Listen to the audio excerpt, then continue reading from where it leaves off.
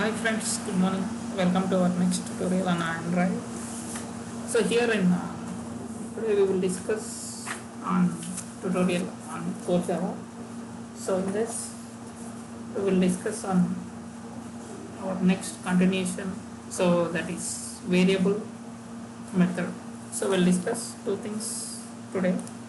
So one is variable. So first of all we will concentrate on what is variable. So variable is nothing but, so this normally will use to store the data. So the purpose of variable is to store some value. Like in Java program, we can declare any number of variables. So in one Java program, we can declare multiple n number of variables. N number of variables. The declaration of the variable in a Java program is dynamic, that we can declare variables anywhere in the program. So because there is no fixed position for this, so we can declare in anywhere in this Java program. So the Java language is called strongly typed language.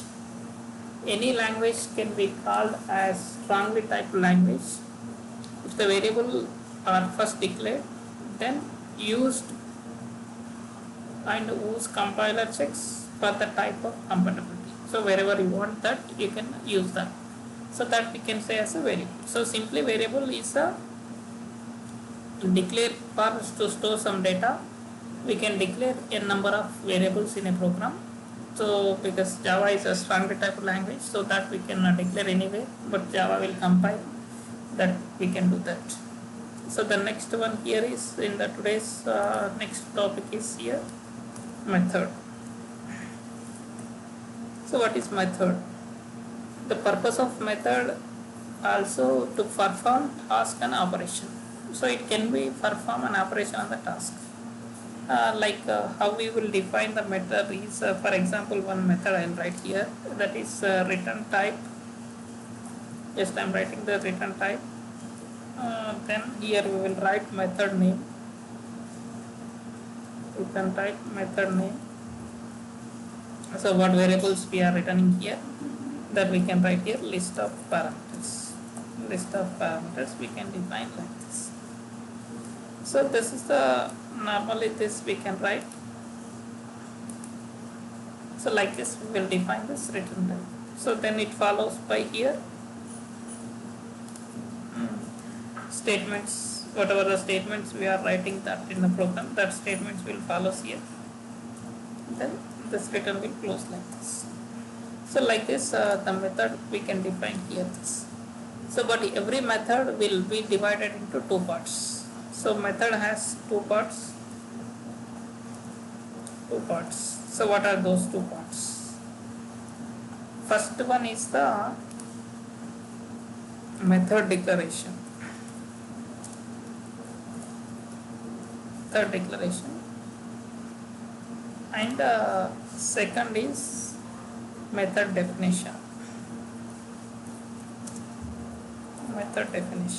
So we will see each in detail. What is that each? So method definition. So first we will concentrate on declaration.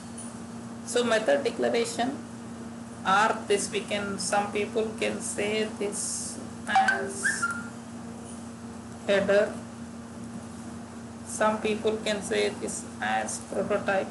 Like this they have different words, they can use this different words. So method declaration, or they can say as a header, or they can say as the prototype. So the method declaration consists of three parts. Again this is consists of three parts. One is, first one in this consists of three parts. One is return type. So one is return type, and the second is the method name.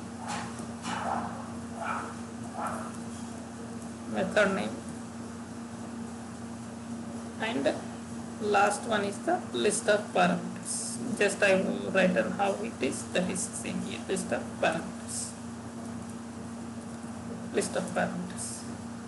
So First one is specifying a return type.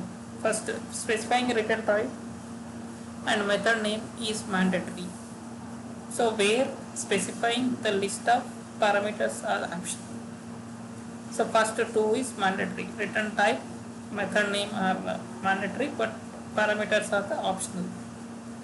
So we can specify any number of parameters and they can be in a type of separated by comma. So in this you can define n number of parameters, but it should be separated with comma, then you can type this. The return type of the method should be specified just before the method name. So always this should be here, like I write an example like this, it should be always before the method type only. And if we don't want the method to return any value, then specify return type as void. If we want method to return a value, then do not specify that return type as a void. So you don't want to return any values, then simply you can define as void. So that is a method declaration that we can say as a this header or prototype. Then comes into here. So this is the method definition, or some people say this as a body, some people say this as an implementation. So implementation. Now we can see here this. So how we can define this is the method definition is a group of statements that can specify a pair of this. So it should be within this we can write the state. Like simple example here, in between this I can write statements, sub-statements like this. Like this we can define this. Means within the braces we can write this. In the method definition we can specify any number of statements. If we do not specify any statements in the method definition, then it should be called as an empty definition or null implementation. So if you don't have any, that we can say as a null implementation or empty definition. If the return type of this method specified as void, then we should not specify any return statement. But if the return type as of the method not void, then must specify the return statement in this definition. So it should definitely you can have this one. So for this syntax types for this is like already written here, return something value, return, here we will write some value. If it is a return value, you can write like this. For example, return 1, 2, 3, return some XYZ, whatever we have. So like that we can define this. So the value that we return must be compatible with the return type that is specified. So that return statement can be specified anywhere in the method definition. So this should be anywhere in the method definition. The method can return at most one value. So that is this. So in this one more small word is there that we can discuss here this. So that is the method invocation. So method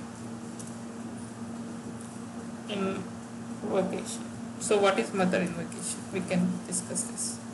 So the process of calling method of the purpose of execution will be called as a method invocation. The process of calling method for the purpose of execution will be called as a method invocation. So like if a method is calling another method, then it can say calling method. And if the method is called by another method, then it can say as the called method. So we are calling one method to other method, that is here. The values that we transfer from calling of method to method are known as parameter, and then the values transferred from called method to calling method is known as the return type. we can transfer any number of parameters, we can use at most value. So because here we are calling one function, one method to another method by using the return type, so we can pass any number of parameters from one method to other method. So in the next tutorial, we'll see with some examples how we are passing the parameters from one method to other method and one process to other process, how it is happening, that we can discuss in detail. So thank you for watching this. Please subscribe to get more updates. Thank you.